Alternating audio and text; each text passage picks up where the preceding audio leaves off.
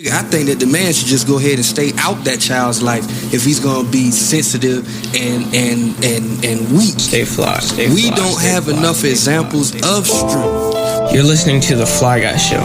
They do everything on the fly and in such a fly manner. Stay fly, stay fly, stay fly, stay fly. All that party. Come on, baby, talk, man. All right. Hey, we live, man. We're live. very silent. Very silent. Yo, man, it's your man DJ Seiko back again with DJ Polo, and I love that team. I love that, man. And today with us, we have Paul Brinson. I actually know him about a couple of different terms, but we're gonna go with Paul Brinson right now. Financial specialist. You'll have to hold the mic up when you talk. Okay. All right. And we're going to talk about his experiences as a father. We're going to talk about 4 things that challenged you as a father, and 4 things that were triumphs. 4 things that really you can sit back and say, man, I'm really proud of that. And your story is one that's very unique, and it's going to help a lot of other fathers out there navigate their waters. We all got our waters to swim in, and them waters can be kind of hot sometimes. That's right. Well, I appreciate you inviting me out here tonight. When you let me know you needed me, I'm here. That's what's up. I appreciate that, Seiko, because I've known you for a number of years, and you've always been doing positive things in the community. Well, speaking of positive things in the community, man, let's talk about your experiences as a father in the community. Now, we talked a little earlier before we went on the set, and you mentioned that there were 5 things, and we're going to break it down to 4, that you thought were kind of challenges. One of them dealt with finance. Mm-hmm. One of them dealt with being immature, partying. Yeah. All right. One thing dealt with not necessarily raising your son with a spiritual bent. Yeah, there you go. All right. And the thing that I thought was real deep was you said you weren't as sensitive to the needs or the environment that women and the effect that a woman can have in raising a child. So we're going to bring those 4 things out. But why don't we start with talking about how you became a father and how you ended up becoming a single father? Sure. Well, how I became a father, you know how that happened. But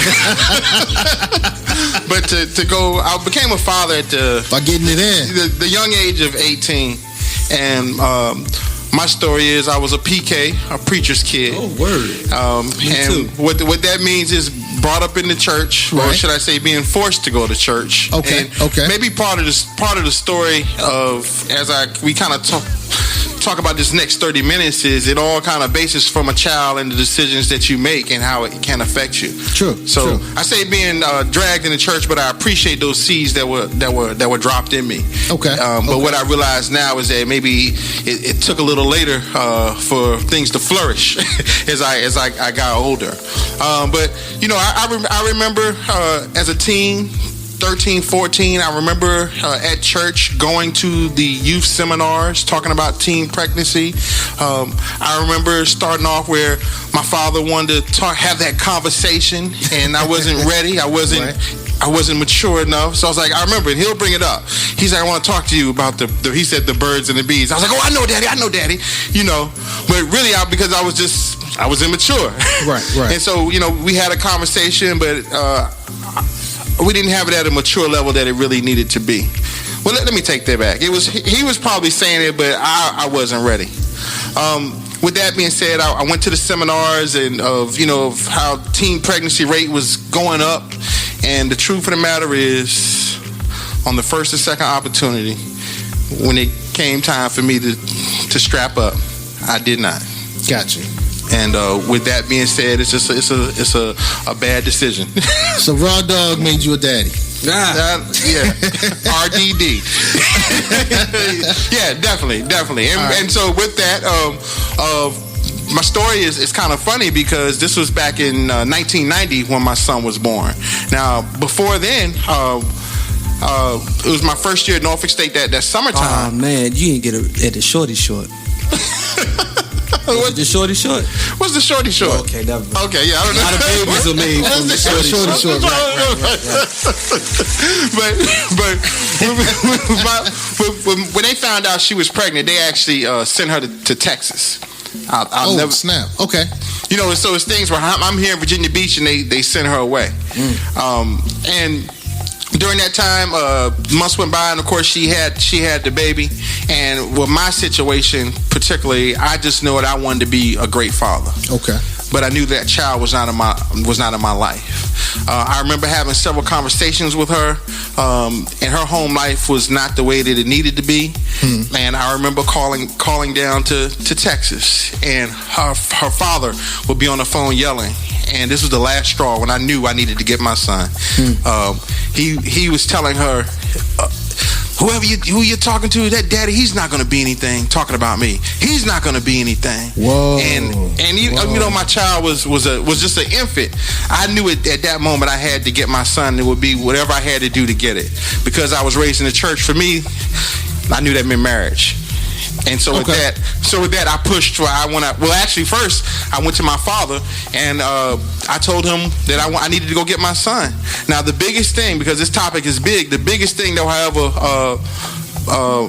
my son's mother did was that she let me take my child at that time. Now, that's a big thing, because that's real big. Can I ask a question? All right, sure. Yeah.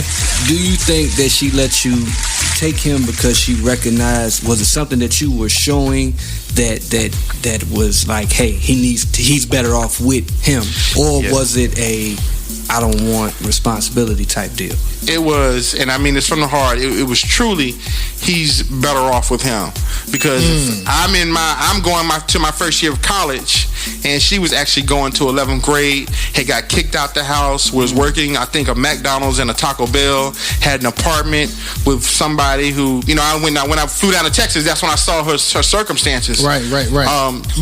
So she got kicked out of the apartment. That's how she ended back home. And now you have this child, and I feel bad that I had ruined her life. It was so many things, but I knew I had to get my son. And so with that, we made the trip. And we didn't have to go to court to say that she was a bad mom or anything. You know, she let me take him. And with that, we got engaged. And it was one of those engagements when, that's why I said the whole story is being young and dumb. Because, well, at that time, of course, you know, I loved her. But now that I'm 42, I know what a real marriage is, and it's just. Shouts out to your wifey. Yeah, exactly. Salute. Hello, Andrew. I wasn't ready. I wasn't ready, and that's the whole thing of kids having kids. The whole story is where I'm saying that I'm testifying. My testimony is I wasn't ready. You're not ready for this responsibility. Gotcha. And the effects of not being ready, and now you have this child that has to eat. And how for some people it can make you mature into a man, and then for others it makes them run. You ever heard like fight or flight? You know what? Yeah, that's real. That's real. So you don't, until you're in that situation, it's just what are you going to do with those circumstances? Okay. Now, and what's wild, man, is I was at the airport when you got off the plane. That's right. And you walked off the plane with your son in your hand, and your father was behind you. It was wild, man, because you were ahead, you were holding your son, and your father was behind you. And I thought that was just a powerful scene for me. It kind of hit me. It's hit me now. Yeah, it hit me. And the biggest thing I was saying, I was like, man, I'm glad I ain't got no chick pregnant. But it was a powerful scene. All right, so you went to Texas. Yeah, came back. I'm tearing up now if you don't see that. This is real. All right. Because you were there. And I did get off that plane. And I had my son. My father was behind me. And that said something. Yeah. You know, standing behind me. And I can only imagine he was laughing at me. It's like Paul don't know what he's in for. Because at this time, I mean, if I had a job, it wasn't much of a job. I was still living at home. I'm still being supported by my father in every sense of the word. We got off that plane and we're going right back to Kobe Way in College Park to live there with my father. So that's deep. So now we're home. I have my son. I'm trying to adjust to having this kid, and I'm enrolled in school. Of course, that didn't. School didn't work out, but now I look at it. The excuse was I could say, well, I had to take care of my son. I had to work, but everything fell apart. Because once again, it's a child doing adult things where I wasn't ready. Right. So I ended up dropping out of school. Now I have my son. I had got engaged to the young lady, and it was one of those engagements where, I love you, she loves me, we're gonna get married, and I did planned on marrying her, but I also remember after 2 months' time of me taking my son, months went by and I didn't hear from her. We were out of contact with each other. Yeah, I remember out that. of contact. Right. And for me, truly, the thing was, all I knew is that I wanted my son and I was happy. And I think maybe 6 months after I got my son, the doorbell rang, and guess who was at the door? the young lady from Texas. Unannounced. And we got married, I believe, 2 weeks later. Wow. Okay. But it was okay. I was going to step up. I was going to step up to do the right things. So I thought. Now you're young. Go ahead. All right. Well, that leads me to the question. You mentioned that in our early conversation that you wish you would have been more sensitive to the needs of a mother, of a woman. Yeah. And you're wondering now how that could have affected the life of your son. So what things were you not sensitive to from a fatherhood standpoint? I'm not talking about from a husband standpoint, but even though they kind of blend together. Right. Well, looking back, basically we were together maybe 2 years where we did live together, and of course we broke up and I ended up getting custody. So now here I am, my son, by this time my son, I don't know, might be 4, 5, 6, but I got custody of my son, and here I am, the single parent. And I think some of those things I say as far as now trying to mature into the man that I am is recognizing all the things that a great woman brings. And these are things now that even as a husband, it's all through my life, my wife, that I realized these things that maybe I took for granted. I'm sure there were things in every woman I've come across that I'm too immature to recognize. So some of the things I know offhand is it's just the stereotypes of a man being a man being strong. I remember say it could be something as simple as my son's on the basketball court, and he gets hurt, and as soon as I see that he's breathing, get up. No, you don't cry. You know, these type of things. Well, maybe now if I see if it was a mom there, like my son played high school basketball. Okay. But I've seen when there was an injury on the court, and the mom gets up and she runs down there. She runs on the court, you know, to love and console her child, which I definitely understand. But you know, had it been my son, I wouldn't have ran just immediately like that. I would have waited. I would have, you know, and get up, and really mean get up. So just being more sensitive. I see. I believe sometimes in a lot of situations, a woman is more sensitive to things. Well, you kind of leading to the point that you weren't able to do both energies. You were able to do the father energy, and you're thinking now that your son, even though he turned out great, may have missed out from having that motherly energy throughout his development. I agree. Now, with that being said, of course, after I had custody of my son, I love my mother, his grandma, who stepped in to play that role. And maybe that's where he got those things from. But the majority of the time when he was with me, I know I wasn't able to. You know, this is looking back that if I could, I don't know, I would say I should have been softer, or I don't know. No, brother, I don't know. I strongly disagree. I take it your son is African American. Yes, right? he is. All right, African American young males do the worst thing, in my opinion, that they can see is a sensitive, soft male figure. I think that the man should just go ahead and stay out that child's life if he's going to be sensitive and weak. We don't have enough examples of strength. But see, this is where I disagree with you. You took sensitive to meaning weak. Ooh, and I don't see that. Okay, talk to me. I see now for me, I see sensitive as in the example I gave as maybe more caring. Okay. Not saying I didn't love him, because of course, you know, I love my son. You know, everybody loves their children, but it's being able to, it's like that bravado thing of showing it. And, you know, I don't, you know, it's hard. It's hard. So if you would have balanced it, you would have gave him a hug. You all right, son? All right, now get up. Get your tail up. Maybe. So you would have, yeah. Okay. Yeah. And then I look at my relationship now. I was raised with both my parents in the home, right? And so so I saw the dynamics of what my father brought to me and what my mother brought to me, what my mother brought in my relationship.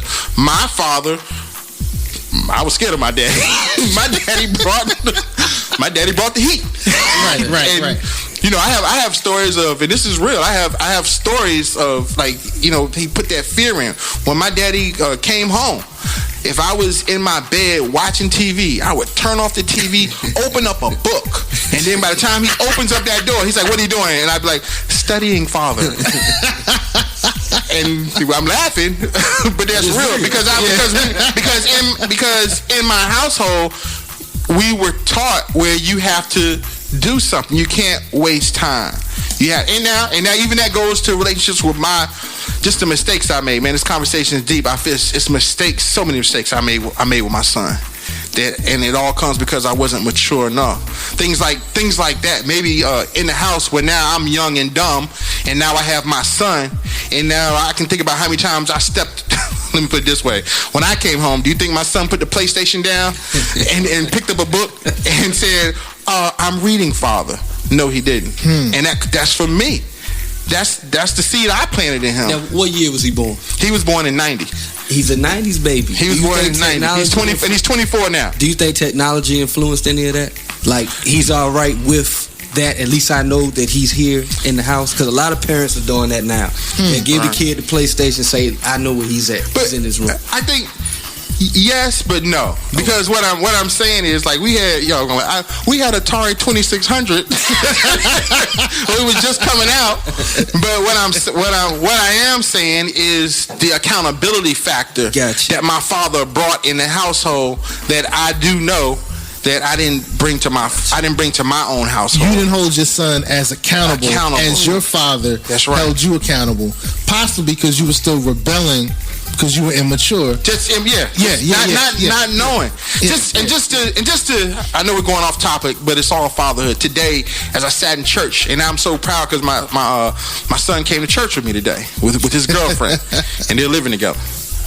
Okay. They've been living together 6 weeks, but they came to church, and my minister, Dr. McGee, he told a story of when he was raising his son. Now he's in this my pastor's 49, I'm 42, but he told a story of, and he was in hip hop and stuff. He said that when his son was growing up, he didn't want him listening to the Snoop Dogg and all the hip hop, but he knew he had to replace that with something. So what he did is he made sure that they went to the gospel music section, and they started getting MCs that were talking about God. And I was like, wow, that's marvelous. He said because he knew it was there. Now he said he knew his son would go to school and he was getting the other, but he said he wanted to be sure. He said he wanted to be sure that he was putting that into his life. And as I sat there, and my wife knew, my feelings sunk down, man. I think I carry a lot of guilt. I carry guilt because now that I've matured, I can look back and see the mistakes that I made. And so you're thinking if you would have become a father at a later age, I would have matured and I would have been able to put those things in place that I didn't. The things now, like if I was to have a child now, it would be a different. it would be different as that child was in my home. And that's the thing about, I was too lax. I think that's one thing about fatherhood, man. Fathers, you're supposed to take somebody and move them farther. The word farther and father are one R different. But if you're young, if you're still immature, you can't see further. You cannot see further than the adults that are raising you. Hey, don't do that. I ain't going there. No, but it's and that's the whole thing. That's what I'm saying. So it's so many. Another issue we talked about, the disappointments. It's the things that, and I'll share. I'll be transparent. Okay. Growing up in the house with hip hop, and that's what I was saying. This is why I feel so bad going back to the story because I'm thinking today. I was like, wow, that's marvelous that he did that. That he understood that he wanted to get the word of God in him.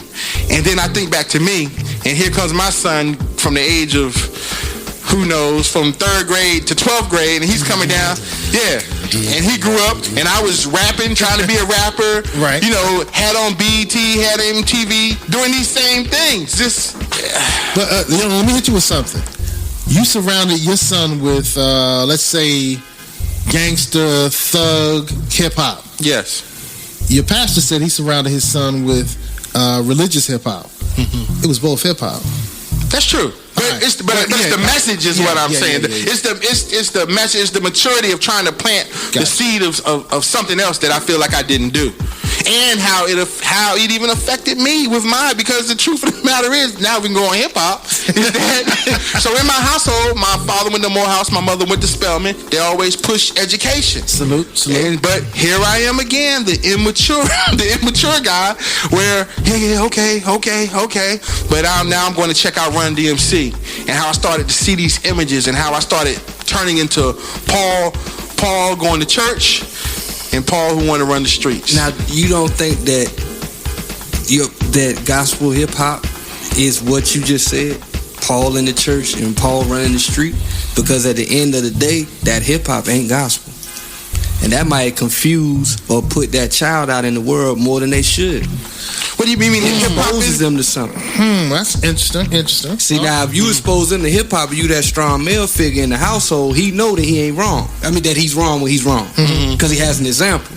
But if you have a man giving a child Christian hip hop, he's confused. Wait a minute, time out. Whoa, wait a minute. I thought Snoop, how come Snoop ain't on the track with Kurt Franklin? Wait a minute, is this okay to do because it's hip hop? I kind of disagree with you on that, but we'll talk about that on the hip hop show. So we talked about your immaturity, your decision at that time not to surround your child with a spiritual upbringing. Yeah. All right. Yeah. Finances. You mentioned that finances was one of the areas. Yeah, just shaking my head. It's just a double-edged sword. I mean, because for one, like I was in school. If I could just go back and I would be like, Father, what is it that you want me to do? I will do it. I mean, seriously, if I could go back, everything that he sees, and that's why I don't have anybody to blame but myself. Is me, is what I'm saying, for everything. Because I can't say, hey, I didn't have a daddy, I didn't have a mama, I didn't have the information. The information was put right there. Paul, do this, do that, and I did not. I didn't do it. So it just overlaps. So now, well, who's to say? But I guess, if I had stayed in school, got more of an education, maybe at a younger age, I would have been able to make more money than what I was making. But now, if I'm a single parent, I have one income, and now it's that same thing you always hear about. I mean, look, it's one income as opposed to two. It's one income. One income, gotcha. And it's not one income where I'm a doctor. So that's the how you hear. So I guess what I'm saying is how you always hear about single mothers struggling and trying to make it. So are the single fathers, depending upon the choices that they made to put them in the situation that they're currently in. And it just keeps going. It's a domino effect. It's a domino effect, and it goes back. I feel it's once again maybe if I had waited on sex, and if I had sex to then protect myself. But even that, what did I say? All those seminars I went to, protect yourself. And when the opportunity came, I did. Now let me ask you something. This is a real question right here. You talk about protecting yourself. In that moment when a young man is with a female, we all got that option where sometimes you look at the condom and you make that decision to or not to. What do you say to the young man besides what possibly could come after to keep them from doing that and using that protection? What can you say to them? I'm laughing now because this is deep. Now, who hears this show exactly? Is this what age? Man, it's the internet, so it's kind of open. Well, I'm gonna be transparent. I think some of the things that you talk about a triumph, and I feel like here's a triumph with my son. Okay, all right, hit us with a triumph. Now, of course, I wasn't there. I wasn't there when he was doing what I told him not to do, but he left evidence as far as, and he got in trouble. Here he is. I come downstairs, and I see rappers. And at one point, it's that WRAPER. Okay. Exactly. And unfortunately, that was something that I saw constantly. But as I was, what are you doing? It's crazy. What are you doing in this house? This is my house. And even talking about fathers. So here I am, the same things. I mean, let's keep it real. Okay. The same thing that I would yell at him about. I knew 20 years later I had done the exact same thing. 20 years earlier. Right. And I mean, as far as sneaking your girlfriend in the house, or our parents sleep, just all of these things. Nothing changes but time. But here I am now. But now I'm the father coming down. what is this? What is this? I knew you were here. And you definitely gave it away when I see this makeshift sofa on the floor. At least have enough to see it. But, and that's something that I saw constantly that it was different. Maybe I think when AIDS came about and the education of AIDS. Because when we were growing up, it was just more so pregnancy. But when I was to speak to my son, it was pregnancy and, hey, you will die. Right. And this is real. Mm-hmm. And so that's what I think. And then as I got older, of course, I changed too. As far as knowing, it's like all maturity once again. Because then, of course, after I had a child, then here I am a father, and realized I need to protect myself. I don't want another child, and I don't want to die. Especially, don't want to knock her up. You don't want to kick the bucket. Right. Yeah. Right. Got you. All right, well, hit us with two other triumphs, man. What are two other things that you're really proud of when you look back at your fatherhood experience? He's 24, right? Yeah, he's 24. Salutes to that. Salutes. Yes. I'm proud that he's alive and kicking, and that I'm proud of the relationship we have. My father and my son and I, we recently formed a business this year. It's called Larry's Laugh House Factory. Applause button. Yeah, my son's first name is Larry. Right. And we have a bounce house. We do kids parties, and and that's something that has really brought us together. It was his idea. Okay. I told him no, I'm not going to do that. And within like 3 weeks, he started getting bookings. And he don't have a truck. I have a truck, and it was. Right. And I'm out there, and I said, you know what? We are going to do this together. Yeah. And so he's moved out, but yet I talk to him 3 times a day now. It's our bond. Ooh. That's real, man, because even with my parents, man, I say my father, but my mother is just as much as part of fatherhood in my life. Because, just a little thing, I started my station. He let me use his truck. And I didn't have no SUV to put the speakers in there. That's right. I mean, your parents believe in you, but at the same time, you talking spending money. That's right. And investing, like, hold on. Yeah.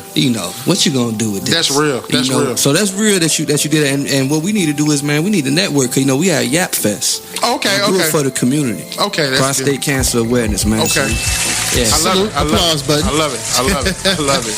All right. So what's one other thing that you're proud of with your fatherhood experience? One other thing I'm going to bring up. This might be a little off topic as far as my fatherhood experience. It goes back to how when you brought up how when you saw that. Now you were there, Seiko. I know. You were there. You saw me coming off a plane from Texas. You saw my father behind me and me holding my son. Right. Who was maybe 1.5, 2, walking down. Now here I am stepping into fatherhood. That's right. And it's I'm proud of the relationship and the communication that must be put forth. You have to put time and effort into a relationship because it was not easy. There are highs and there are lows. But the other thing for me, I guess I was gonna say, like with my father, I was adopted. And by me being adopted, and I was like, this man who's had my back, who is my daddy, who is my father, and I swore that from that relationship, I wanted to do the same thing. I want to be all those things that my father was to me. Right. And I think that's why I feel bad, because I feel guilty because I put my father on a pedestal of he has all these accomplishments, has a doctor's degree and everything, and had all these high standards where I just kind of didn't have those standards. I just want to be responsible for my son, to show him so that he can teach his. And now you're using that same influence as this relationship continues to build with your son. Exactly. All right. Exactly. So it's not too late. You're still using it. That's right. Right. Yeah, that's right. So, all right, man. Are we at that time, man? Yeah, we at that time. We're at that time. All right. It went so quick. No. Hey, we thank you for coming, bro, man. It's a every week thing. We doing this every Sunday to reach the community. I'm not a father, but I recognize the importance in having dialogue and raising awareness, because if you know better, you'll do better. And sometimes it's just about hearing the truth. That's right. Hey, I appreciate you guys inviting me on.